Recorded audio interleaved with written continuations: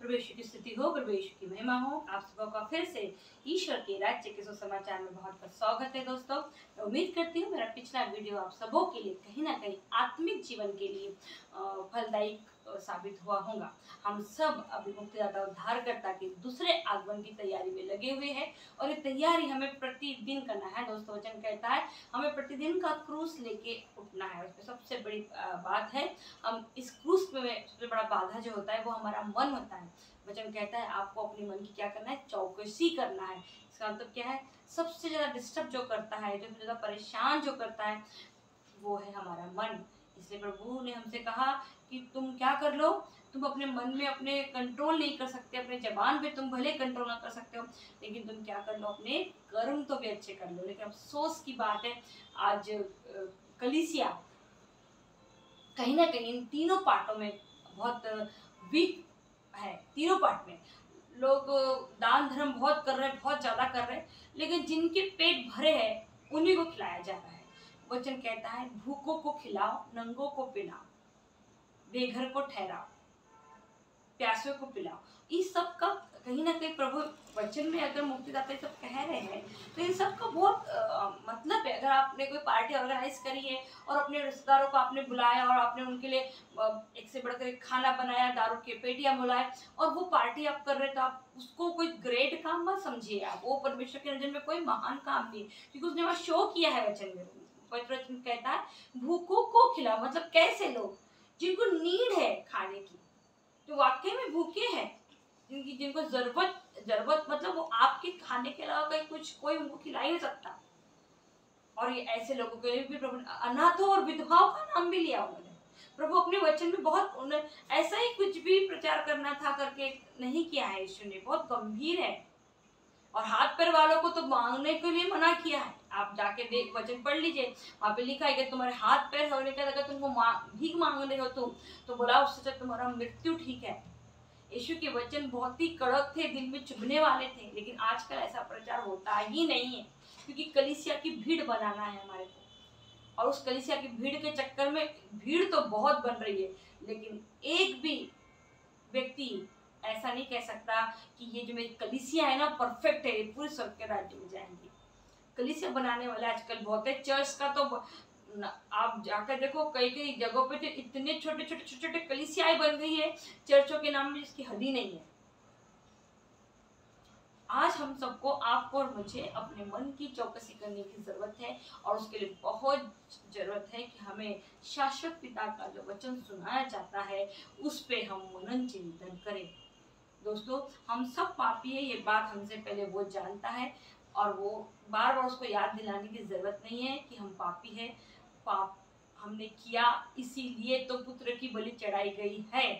अब वो पाप के लिए नहीं आने वाला, हमको उद्धार मिल गया। प्रभु यीशु मसीह का मैंने पहले भी कहा, फिर कहती हूँ, मुक्तिदाता 3 प्रकार के वरदान लेके हमारे जीवन में आए। सबसे पहला, सारे मनुष्य जाति के पाप के लिए बलि चढ़ाई गई। दूसरा, हमें फिर से जो महिमा की ध्येय आदम ने फल खाने के बाद खो दी थी वो मिल गई, क्योंकि पुनरुत्थान हो गया यीशु का।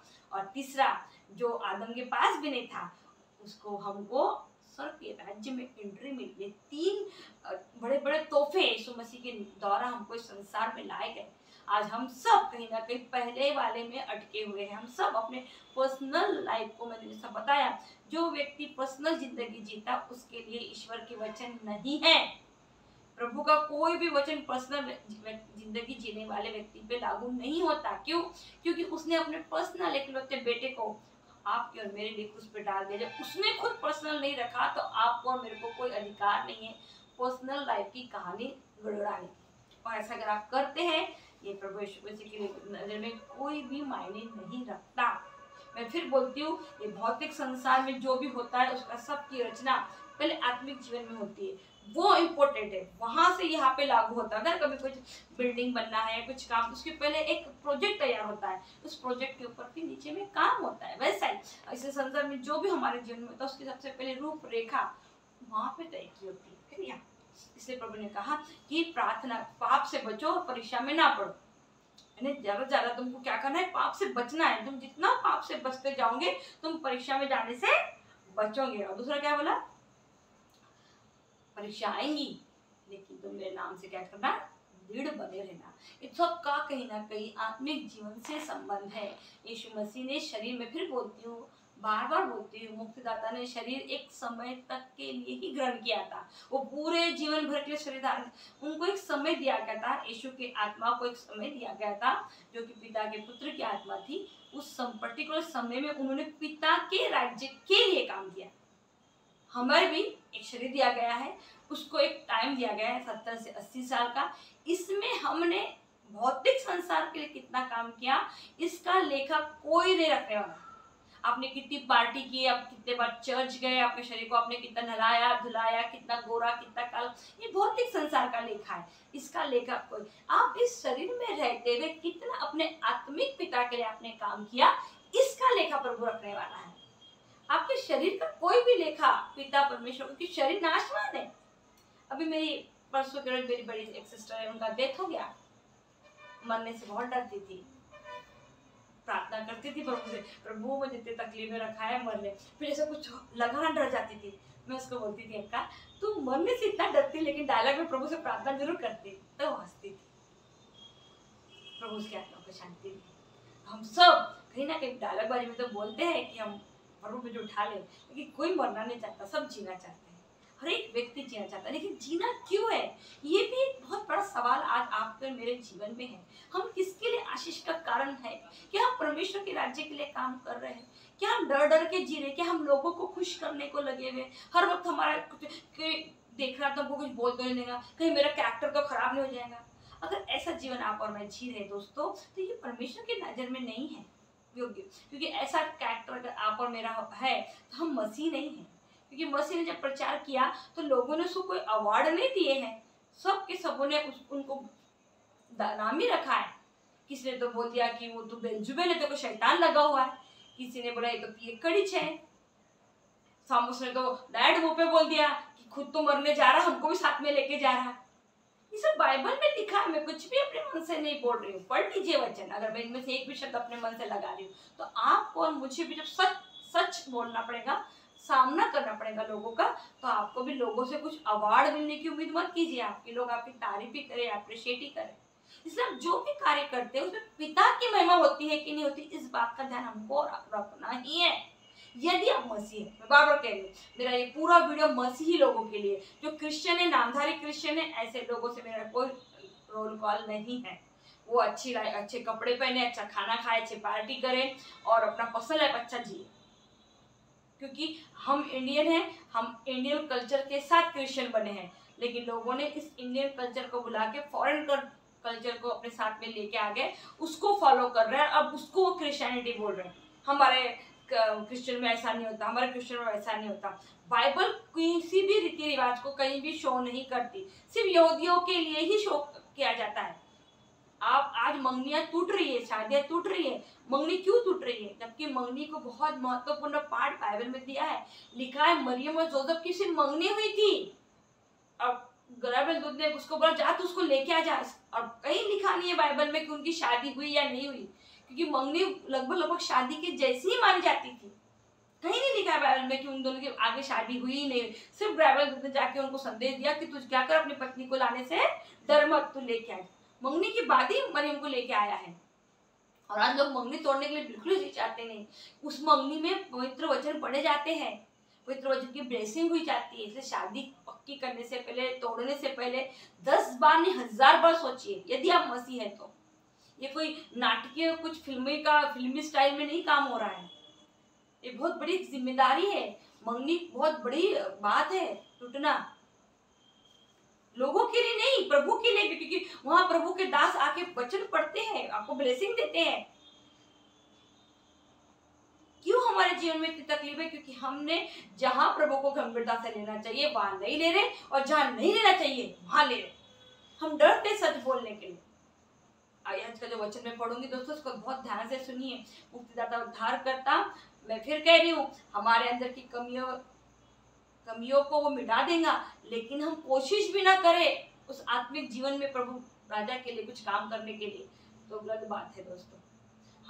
मैं फिर कहती हूँ, वो डॉक्टर, इंजीनियर, सीए, वकील, आजकल मैं पहले बहुत इस चीज को लेके मैं भी मेरे बच्चों को लेके मेरा बड़ा एक्साइटमेंट था कि मेरे बच्चे, लेकिन मेरे को इस आत्मिक जीवन का ज्ञान मुझे समझ में आ गया कि मेरे बच्चे डॉक्टर इंजीनियर वकील बने ना बने, एक अच्छे क्रिस्ती बने, एक अच्छे मसीह बने, परमेश्वर का भय खाने वाले बने, वो अपनी आत्मा की परख करे, क्योंकि पैसा तो कमाने वाले बहुत है, एक से बढ़कर एक से केसेस है। आज पैसों के लोग क्या नहीं कर रहे, आप टीवी खोल देंगे तो एक से बढ़कर एक न्यूज मिल जाएंगी, लेकिन आत्मिक जीवन के बारे में कोई बात नहीं करता। चर्चों में तो मैं फिर बोलती हूँ, आज कलीसियाएं खोखली हो गई है, उनमें सेकंड इनिंग के बारे में बात ही नहीं होता कि मुक्तिदाता आने वाले हैं, हमें लेने आए हैं। मैंने बताया पिछले वीडियो में, किसको लेने आ रहे हैं? जो उसका इंतजार कर रहे हैं उसको लेने आ रहे हैं, जो ये सपना नहीं देख रहे कि मेरा बच्चा डॉक्टर बन जाएगा, मेरा बच्चा सीए बन जाएगा, मेरा घर बन जाएगा, मेरे बच्चों की शादी, इस तरीके का जो ड्रीम पाल के रखे हुए हैं, या कोई किसी प्रकार का नवीना कर रहे हैं, मेरे को तबियत खराब हो गई, मेरे को चंगाई दे, इस प्रकार के लोगों को प्रभु पूछने वाले भी नहीं है। वो तो देगा, उसके नाम में इतना सामर्थ्य है, अब जब भी उसके नाम से कुछ मांगोगे वो आपको फुकड़ में सब कुछ देगा, क्योंकि यीशु के नाम पे पिता सब कुछ देने को तैयार है। स्वर्ग का राज्य दे दिया आपको और मेरे को तो, और अफसोस है हम कलीसिया आज भी भिखारी के समान लिस्ट लेके जाती है। आज भी मसीह लोग नवीना करते हैं अपनी जरूरतों के लिए, इससे खराब हालत हमारे दिल की हो नहीं सकती। इसका तो कहीं ना कहीं हम स्वर्ग के राज्य की खोज नहीं कर रहे हैं, इसलिए संसार में हमारे प्रॉब्लम आ रही है। हम संसार की चीजों के खोज में लगे पड़े हुए हैं, इसलिए हम अपनी आत्माओं की रक्षा नहीं करना चाहते, हम आत्मा को प्योर नहीं रखना चाहते, इसलिए प्रभु के पास जाके प्रार्थना करते ही नहीं कि प्रभु मैं या मेरा पूरा परिवार जब तू आए तो हम इस योग्य पाए जाए कि तेरे सम्मुख उपस्थित खड़े रहे। ये प्रार्थना मेरे को नहीं पता कितने परिवार में प्रार्थना होती है, मेरे परिवार में होती है। हमें सब में कमी है, मैं प्रतिदिन का क्रूस है, हम प्रतिदिन हमारे गलती गुनाहों के क्षमा मांगते, लेकिन हमारा प्रतिदिन का प्रार्थना मेरा यही है कि प्रभु मेरा पूरा परिवार तेरे सम्मुख उपस्थित होने योग्य बने। उसमें कोई ड्रीम नहीं है संसार के, मेरा कोई सपना ड्रीम नहीं है संसार को लेकर, क्योंकि जरूरत ही नहीं पड़ती। मेरे मांगने से पहले, मेरे सोचने से अच्छा मेरे पिता ने मुझे दिया है। वो अपने बच्चों को कोई कमी नहीं रखेगा। स्वर्ग के राज की खोज तुम पहले कर लो, मैं तुम्हें संसार के यूं ही दे दूंगा। यही आपको, और अगर आप मसीह है तो इस वचन को बहुत गंभीरता से आपको लेना पड़ेगा। आज हमारे जीवन में प्रॉब्लम्स है, तकलीफें हैं, वो सब मेन कारण ये है क्योंकि हम स्वर्ग की राज की खोज में नहीं है। पहला कारण, सबसे बड़ा कारण, इसलिए हमें संसार में स्ट्रगल है। दूसरा, जब पिता ने हमें सब कुछ दे दिया है पुत्र के नाम पे, फिर भी हम क्यों मांगते हैं? इसका मतलब उस पुत्र की बलिदान का हमें कोई वैल्यू नहीं है। सबसे बड़ी बात, अगर आज भी आप और मैं प्रभु से मांग रहे हैं, इसका मतलब ये है कि मुक्तिदाता का जो क्रूस पे खून बहाया है, जो उसे कोड़े लगे हैं, उन सब का आपके और मेरे जीवन में कोई वैल्यू नहीं है, इसलिए हम मांग रहे हैं। वरना हम हर दिन प्रतिदिन आत्मिक जीवन के लिए कुछ ना कुछ मांगते, हर दिन कुछ ना कुछ प्रभु के करीब जाने की कोशिश करते, हर दिन स्वर्ग के राज्य के बारे में प्रार्थना करते, लेकिन ऐसा जीवन आप और मैं नहीं जी रहे। ये सबसे बड़ी दुख की बात। दोस्तों, प्रभु यीशु मसीह दूसरा आगमन कभी भी हो सकता है। प्रार्थना कीजिए, निरंतर प्रार्थना कीजिए कि मुक्तिदाता ये दूसरे आगमन में अपनी चुनी हुई कलीसिया के रूप में आपको और मुझे उठा ले, क्योंकि तीसरा जो कलीसिया आगमन होगा वो बहुत भयानक होगा। मृत्यु हम आएंगी नहीं, हम मांगेंगे फिर भी मृत्यु आएंगी नहीं। इस तरीके का डिस्क्रिप्शन पवित्र बाइबल कर रही है कि तीसरा आगमन बहुत ज्यादा भयानक है। तो ये दूसरा आगमन हमारे लिए बहुत ही ज्यादा महत्व है। लिमिटेड सीट है, स्पेशल अन्य जातियों के लिए। हम सब अन्य जाति है, हम कोई खानदानी यहूदी लोग नहीं है, हम इब्राहिम के वंशज नहीं है। हमारे को अपनी सीट को कितना मजबूत करके रखना पड़ेगा। अभी इसका सबसे बड़ा मेन बात है, अपनी सीट को मजबूत करने के लिए सबसे पहली बात हमको सुनने वाला बनना बहुत जरूरी है कि प्रभु वचन के द्वारा हमसे क्या बात करना चाहता है। अपने पिता के मन को जानिए। मैं फिर कहती हूँ, बाइबल क्या है? पिता की एडवाइस है। काय के लिए? स्वर्ग के राज्य में एंट्री करने के लिए, और कुछ नहीं है। पिता ने आपको एक एडवाइस दी है, यदि तुम मेरे पुत्र की समान आचरण करोगे, जियोगे, तो हम मेरा पुत्र है, तुम भी वहां हो जाओगे। ये एडवाइस है, राह है। जो मानेगा वो स्वर्ग राज्य जाएगा, जो नहीं मानेगा, जो लगता है कि संसार में मेरा सब कुछ है, तो वो अच्छा खाए पिए जिंदगी जिए, कोई टेंशन। और अब तो समय बिल्कुल लगभग खत्म हो चुका है। आत्मिक जिंदगी के लिए आपकी तैयारी कितनी परिपक्व है ये आप जाने। अब आपका मन भी अच्छा होना चाहिए, आपके वचन भी अच्छे होने चाहिए, और आपके कर्म भी। दोस्तों, आप और मुझे पवित्र बाइबल अब हल्के में लेना नहीं चाहिए, पहली बात। दूसरी बात, ये आम जिंदगी में रोज इसको अप्लाई करना सीख लीजिए। तीसरी सबसे बड़ी बात, हमें प्रतिदिन अपने क्रूस को अपने मुक्तिदाता उद्धारकर्ता के करीब लेके जाने की कोशिश करनी चाहिए। एक वचन मैं आप लोग के लिए पढ़ूंगी, बहुत वैसे मैं तो इब्राहिम का पत्र मैं बार बार बोलती हूँ, बहुत ही बढ़िया पत्र है। इसे बहुत अच्छे से पौलुस ने लिखा है, आत्मिक जीवन के बारे में इतना सुंदर उन्होंने लिखा है। पर अफसोस की बात है, हम हर संडे को सिर्फ 4 गॉस्पेल पढ़ते हैं, पत्रों में ज्यादा हम जाते नहीं है, और मेन बात ज्यादा प्रचार होता ही नहीं है। मुक्तिदाता आया है, आप पापी है तो वापस आ जाओ, पाप क्षमा हो जाएंगे, ये सब कुछ चल रहा है। और मुझे पता नहीं कब तक चलने वाला है। शायद यीशु मसीह अपनी कलीसिया को आके लेके चले भी जाएगा, फिर भी प्रचारक लोग यही प्रचार करते रहेंगे, क्या करते रहो, पाप करते जाओ, क्षमा मांगते जाओ, प्रभु माफ कर देगा। हर दिन यीशु को क्या करो, क्रूस पे चढ़ाओ। ये इस तरीके का जीवन कहीं ना कहीं आप और मेरे लिए परमेश्वर के नजर में ऐसा जीवन सही नहीं है। इब्राहिम के नाम इसका 12वां अध्याय पे अगर आप 14वां पद पढ़ेंगे तो उसमें लिखा है, सबों के साथ शांति बनाए रखे और पवित्रता की साधना करें, इसके बिना कोई भी ईश्वर के दर्शन नहीं कर पाएगा। यानी हमको शांति बनाने की पूरी कोशिश करना है, पहली बात। दूसरी बात, हमको अपने आप को पवित्र रखने की पूरी कोशिश करनी है। तीसरा, आप सावधान रहे, सबसे अच्छी बात यहाँ है, आप सावधान रहे, कोई ईश्वर की कृपा से वंचित न हो, ऐसा कोई कड़वा और हानिकारक पौधा पनपने न पाए तो समस्त समुदाय को दूषित करे। आज कलीसिया में ऐसे कई कड़वे पौधे पनप रहे हैं और कलीसिया एक दूसरे को अलर्ट नहीं कर रही, सब चलता, ये भी चलता, वो भी चलता, वो भी चलता, हम कौन होते हैं न्याय करने वाला, प्रभु आके करेगा। ये है, ये वचन है, मैंने कह रही हूँ, प्रभु के वचन नहीं है, पौलुस के वचन है।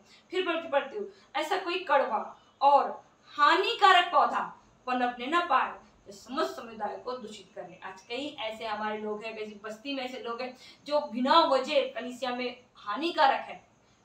हमारा कलीसिया का काम है उसमें मिलके उस पौधे को बोले, समझाए, चिल्लाए, लेकिन कोई नहीं करता, सब अपने अपने घर में पर्सनल लाइफ जीने में अटका है, और जिसने बोल दिया मतलब वो बुरा हो गया। लेकिन दोस्तों, अब हमको पर्सनल लाइफ से बाहर निकलना पड़ेगा, क्योंकि एक पौधा पूरे क्रिश्चियन कॉलोनी को, क्रिश्चियन समाज को खराब करता है। लेकिन हमें इतनी हिम्मत ही नहीं है, हम एक्चुअली डरपोक है। हमको लगता है कि हम शांतिमय लोग हैं, प्यारे लोग हैं, नहीं, हम डरपोक है, क्योंकि जहाँ बोलना चाहिए अगर हम वहां भी नहीं बोल रहे तो हम फट्टू है। अगर हमारे बोलने से आगे वाला व्यक्ति सुधर सकता है, समझ सकता है, तो हमें बोलना चाहिए। मैं लड़ाई झगड़ने के लिए नहीं बोल, फिर बोलती हूँ, मैं किसी से भी, मैंने आज तक मेरे जीवन में किसी से झगड़ा नहीं की, लेकिन आगे वाले व्यक्ति ने मुझसे सवाल किया तो मैंने जवाब जरूर दी, वो मजबूरी है मेरी। लेकिन मैंने आज तक किसी खुद होके कभी भी किसी चीज को लेके आर्गुमेंट नहीं की, किसी चीज को लेके लड़ाई झगड़ा या खींचातानी नहीं की, ना कभी जमीन के लिए, ना पैसों के लिए, कभी नहीं किया। हाँ, लेकिन आगे वाले ने मुझे सवाल किया तो मैंने जवाब दिया जब मुझे लगा कि मुझे बोलना चाहिए, क्योंकि वो कड़वाहट उनके दिल में अगर रहेंगी तो धीरे धीरे पनपेंगी। मैंने एक व्यक्ति ने एक मर्डर किया, पहले मर्डर पर उसको किसी ने रोका नहीं, उसको लगा मैं बहुत बड़ा गुंडा बन गया, उसने दूसरा भी किया, उसको और किसी ने नहीं रोका, तीसरा भी कर दिया। तो ये कब रोकेंगे आप इसको? ऐसे कहीं ना कहीं किसी को जाके स्टॉप तो करना होगा ना। तो बिल्कुल स्टॉप करने से डरिए मत। अगर आप नहीं कर रहे ऐसा तो प्रभु बोलता है ऐसा। इसके लिए बहुत अच्छा उदाहरण प्रभु ने दिया, आप लोगों में न तो कोई व्यभिचारी हो और न एसाव के सदस्य कोई नास्तिक। आज हमारे बहुत क्रिश्चियन बच्चे नास्तिक है, बोलते ये भी चलता, वो भी चलता, सब चलता, मम्मी पापा सबसे मिलके रहो। हम बहुत नास्तिक जीवन जीते हैं। क्यों नास्तिक क्यों है? जिसने एक ही भोजन के लिए अपना पहलौठे का अधिकार बेच दिया। क्या कहता है एसाव ने याकूब ने जब उसको बोला कि तुझे अगर भूख लगे, तुझे खाना खाना है तो क्या करना पड़ेगा तेरे को, मैं तुझे खाना दूंगा, लेकिन तेरे को क्या करना पड़ेगा, अपने पहलौठे का अधिकार मुझे देना पड़ेगा। क्यों? क्योंकि उसने पहलौठे के अधिकार का जो आशीर्वाद था उसको माओ ने समझा, उसने उसे हल्के में लिया। उसे लगा ये तो सहज ऐसे ही बोल रहा, बाद में ऐसा कुछ करेगा नहीं करके। लेकिन उसने एक गलती की वजह से उसके पास उसको सारी ब्लेसिंग्स जो उसकी थी पहलौठे होने के नाते याकूब को मिली। और आप बाद में जानते हैं याकूब आज क्या है, पूरा इजराइल, उसको एक नया नाम मिला, इजराइल 12 गोत्रों का बाप बना। आज कितना बड़ा इतिहास याकूब के नाम पे रच गया। उसने उस एक ब्लेसिंग को हल्के में लिया, उस नास्तिक बना सिर्फ खाने के लिए। आज हम में से आप कितने ऐसे लोग हैं खाने के लिए कितना भुनभुनाते, कहीं गए आप अगर चले जाओ और कोई माहौल आपको आपके हिसाब से ना मिले, आपके हिसाब से खाने को ना मिले, देखिए आपका टंग, आपका लैंग्वेज कहाँ से कहाँ चले जाता है। जबकि आज कितना भी खा लो, कल फिर भूख लगेगी। फिर आगे में क्या बोलता है, देखिए आप लोग जानते हैं कि वो बाद में अपने पिता की आशीष प्राप्त करना चाहता था, किंतु ऐसा नहीं कर सका। यद्यपि उसने रोते हुए इसके लिए आग्रह किया, तो भी वो अपने पिता का मन बदलने में असमर्थ रहा। जी हाँ दोस्तों, समय रहते हुए अपने पिता का मन समझ लीजिए, आपके आत्मिक पिता का मन समझ लीजिए। ऐसा ना हो कि बाद में आप क्या हो, अपने पिता का मन बदलने में असमर्थ हो। समय रहते हुए अपनी गलतियों को स्वीकार कर लीजिए, समय रहते हुए अपने गुनाहों को मत किसी दूसरे के लिए कीजिए, अपने पिता के साथ अपने रिश्ते अच्छे बना लीजिए, क्योंकि वो न्याय करता है।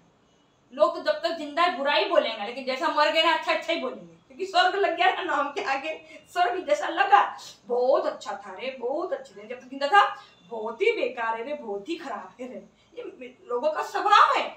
हम आज भी आदम के ही स्वभाव में, हम आदम का स्वभाव कैसा था, झूठ बोलना, चोरी करना, व्यभिचार करना, घमंड, ये सब आदम के गुण में था। आज भी हमारे अंदर ये सब है। और आप अगर पौलुस का एक और पत्र पढ़ोगे तो उसमें मैंने 12 अवगुण बताए हैं आदम के। और पिता का गुण कैसा है, आज भी हम यीशु के गुण में पाए नहीं जाते। आज भी हमारे में भेदभाव है, मन मुटाव है, अपने बच्चे के लिए जो फीलिंग है दूसरों के बच्चे के लिए फीलिंग नहीं है। इसका मतलब अभी भी हमारे पास पत्थर का हृदय है, मांस और लहू का हृदय नहीं आया। दोस्तों ये पाठ इब्राहिम का बहुत गंभीरता से पढ़िए। इसमें परमेश्वर की मसीह की परिपूर्णता, आत्मिक जीवन, पिता की योजना और वसीयतनामा इतना सुंदर तरीके से इब्राहिम पौलुस ने बताया है। मैं क्या कहूँ, लोगों को खुश करने की कोशिश सबसे पहले छोड़ दीजिए, सबसे पहली बात। दूसरा, अपने आत्मिक पिता को खुश करने के लिए जो सही है वो कीजिए, जरूर कीजिए, क्योंकि अब मैं कह रही हूँ ना, पिता का मन बदलने में असमर्थ ना है। ऐसा इस समय बहुत बहुत ही बेकार है। प्रतिदिन हमें हमारे पिता के मन को जानने की और उसको उसकी इच्छा पूरी करने की जरूरत है। कहीं ऐसा ना हो कि हम भी क्या कर सके, एसाव के समान सारे आशीर्वाद हमारे से क्या हो जाए, दूर हो जाए। हम चाह के भी उसने बहुत रोया अपने पिता के पास जाके कि मेरे को एक तो भी तो आशीर्वाद दे दे, लेकिन इसहाक ने बोला बेटा अब कुछ भी नहीं हो सकता, क्योंकि पिता ने एक बार जो दे दिया किसी को, वो दे दिया, उससे लेके किसी दूसरे को नहीं दे सकता। इसका बहुत बार आप पढ़ोगे तो बहुत सारी स्टोरीज है। साउल को जो दिया वापस नहीं लिया, इवन लूसीफर को जो पावर दिया था, इसे तो इतना बड़ा पावरफुल शैतान बन के घूम रहा है ना लूसीफर, उससे वापस नहीं लिया। ऐसा नहीं बोला आप लूसीफर तो शैतान का जैसे पूरा पावर ले लेता और किसी दूसरे को दे देता, क्योंकि पिता देने के लिए बैठा है, लेने के लिए नहीं। एक बार उसने जिसे दे दिया सो दे दिया। आपको और मुझे भी उसने अपनी आत्मा प्रदान की है। आज हमको और आपको भी अपने आत्मिक पिता के मन को जानने की जरूरत है और उसको उसके साथ अपने मन को बदलने की जरूरत है। दोस्तों मैं फिर कहती हूँ, हम सब में जरूर कमियां हैं, लेकिन उन कमियों को दूर करने की कोशिश भी हम ना करें, ये गलत बात है। और यदि आप से और मेरे से बोलने से किसी एक व्यक्ति का जीवन सुधर सकता है, समझ सकता है, माहौल अच्छे हो सकते हैं, तो जरूर कीजिए। आज हमारी कलीसियाओं में पुलिस की एंट्री हो रही है, सबसे ज्यादा दुख की बात यह है। जबकि पहले कलीसिया में पुलिस नहीं आती थी, याचक वर्ग कलीसिया के मसले क्या करते थे, सुधारते थे। आज एक जॉब हो गया है प्रचारक लोगों को, मतलब एक वो उनके पास एक स्टेटस है, वो उसके लिए उनका कैरेक्टर नहीं है, वो स्टेटस के हिसाब से काम करते हैं, कैरेक्टर के हिसाब से नहीं। यीशु मसीह और मैं, आप और मैं कैरेक्टर है। यदि हम यीशु मसीह का कैरेक्टर है तो हमें और आपको हर वक्त विनम्र, प्रेम, ये बहुत अच्छा एक पाठ है। लेकिन कहीं कहीं हम सबों को कुछ ना कुछ, मैं फिर कह रही हूँ, बोलने की आवश्यकता है, जिससे आगे का बात सुधर सकती, समझ सकती। जरूर मैं फिर कह रही हूँ, मैं लड़ाई झगड़े के लिए नहीं बोल रही। कभी कभी होता है कि एक व्यक्ति गलत है, 4 व्यक्तियों को बात पता है कि 4 व्यक्ति मिलकर उस एक व्यक्ति को बोले तो वो बात समझ सकती है, लेकिन हम 4 व्यक्ति कहीं ना कहीं डरपोक है और अपने घरों में घुस के बैठे हैं, इसलिए वो एक व्यक्ति कहीं ना कहीं गलत काम कर रहा है। एंड बाइबल को जानते, गलत तरीके से बाइबल का प्रचार, शांत रहो, सिर्फ प्रार्थना करो, ये कहीं ना कहीं गलत तरीके का ये है। मैं ये नहीं कहती कि प्रार्थना जगह में प्रार्थना ही काम आती है, वो बड़ी बात नहीं है, लेकिन जहाँ कर्म है वो कर्म तो करने पड़ेंगे दोस्तों। प्रभु तो सबसे नीचे नहीं उतरेगा और उसका बेटा भी अब उतरने वाला नहीं है, क्योंकि वो बोला मैं अपने पिता के दाहिने विराजमान हूँ, सिर्फ पवित्र आत्मा। तो पवित्र आत्मा आपको मदद करेंगी, क्या करती पवित्र आत्मा? आप आगे बढ़ेंगे, वो आपको पीछे से सपोर्ट करेंगी, मदद करेंगी, लेकिन आप घर से निकल ही नहीं रहे हो, तो आपकी प्रार्थना कहाँ जाएंगी दोस्तों? कहीं नहीं जाएंगी। तो जरूर आप इस सब बात पर मनन चिंतन कीजिए। इसके पहले कि मैं अपना वीडियो समापन तक ले जाऊं, फिर एक बार रिक्वेस्ट करती हूँ, वीडियो को बहुत में शेयर कीजिए। मैं बाइबल को पढ़ने के बाद जो मेरे विचार हैं, इन विचारों को मैं आपके बीच में रखने की कोशिश कर रही हूँ। उम्मीद करती हूँ कि कहीं ना कहीं यदि आप एक मसीह हैं तो आप मेरे इन विचारों से बाइबल के कहीं ना कहीं अपने आप को कनेक्ट कर पा रहे होंगे और आत्मिक जीवन में आगे बढ़ पा रहे होंगे। जरूर वीडियो को बहुत में शेयर कीजिए। हे सर्वशक्तिमान पिता परमेश्वर, स्वर्ग और पृथ्वी के सृष्टिकर्ता, हमारे स्वर्गीय पिता, अपनी दया, अपनी कृपा, अपना अनुग्रह सदैव हम पे बनाए रख प्रभु जी। जिस तरीके से प्रभु जी ऐसा उन्हें अपने पहलौठे होने का अधिकार खो दिया और बाद में उसे वो अधिकार कभी नहीं मिला, ऐसा ही कई गलतियां मैं या प्रभु वो सब लोग जो तुझे मानते तो है, विश्वास तो करते हैं, लेकिन तुझे जानने की कोशिश नहीं कर रहे, उनके लिए करते हैं प्रभु कि अब हम ऐसा वाली गलती ना करें। हम अपने पिता के उस महान आशीर्वाद को जो उसने हमें दिया है, महान गिफ्ट जो उसने हमें दिया है, उसने हमें क्या दिया है? 3 प्रकार के गिफ्ट उसने हमें दिया है। उसने हमें हमारे गुनाह, गलती, पापों से क्षमा दिलाई, पहला तोहफा। दूसरा तोहफा, उसने हमें पुनरुत्थान दिया है, मरने के बाद दोबारा जी उठने का महिमा की दे दी। और इससे बड़ा तीसरा तोहफा उसने हमें दिया है कि उसने हमें अपने साथी स्वर्ग के राज्य में एंट्री दी है। पहले आदम स्वर्ग के राज्य में नहीं था, वो अदन की वाटिका में था, लेकिन अब का आदम जब जी उठेगा महिमा में, वो अदन की वाटिका में, संसार में नहीं, पिता के साथ ही रहेगा। ये 3 महान तोहफे पिता ने हमें अपने आशीर्वाद में दिए। कहीं ये आशीर्वाद हम ऐसाओं के समान ना खो दे और इस आशीर्वाद को मामूली और हल्की में ना ले ले कि पिता ने हमें क्या नहीं किया है कि बस जैसा जिंदगी जीना है जीते जाओ और हमें एक दिन क्या मिल जाएगा? मरने के बाद स्वर्ग मिल जाएगा। मरने में फिर कहती हूँ, आपके मरने के बाद आपके नाम के आगे स्वर्ग लग गया तो आप स्वर्ग में पहुंचने वाले नहीं है, वहां से तो कहानी और गड़बड़ है। जो भी काम आपको करना है जीते जी ही करना है, जो भी बदलाव करना है आपको और मुझे जीते जी ही करना है, ताकि आप और मैं पिता के मन को समझ सके और नामधारी नहीं बल्कि सचमुच जब पिता का पुत्र हमें लेने आए तो हम सब स्वर्ग के राज्य में प्रवेश करें। दोस्तों, स्वर्ग का राज्य बहुत ही अनमोल खजाना है। आपको और मुझे उसमें अगर एंट्री करनी है तो दिन रात हमें मनुष्य के न्याय के सामने नहीं, पिता के न्याय के सामने खड़ा होना होगा और उसके लिए, राज्य के लिए मेरे मन में क्या सही है वो करना होगा। दोस्तों, हमें किसी के लिए भी बहुत अच्छा प्रार्थना हम करते हैं, किसी पक्षपात ना करें हम किसी से, हमें भी अपना जीवन बिना पक्षपात के जीना होगा, तभी आप और मैं मुक्तिदाता उद्धारकर्ता के नजरों के सामने खड़े होने योग्य बनेंगे। मेरे पिताजी, सारी महिमा, सारा आदर मैं तुझे देती हूँ। मुक्तिदाता उद्धारकर्ता के नाम पे ये प्रार्थना तुझसे करती हूँ, इसे तू सुन और ग्रहण कर। आमीन।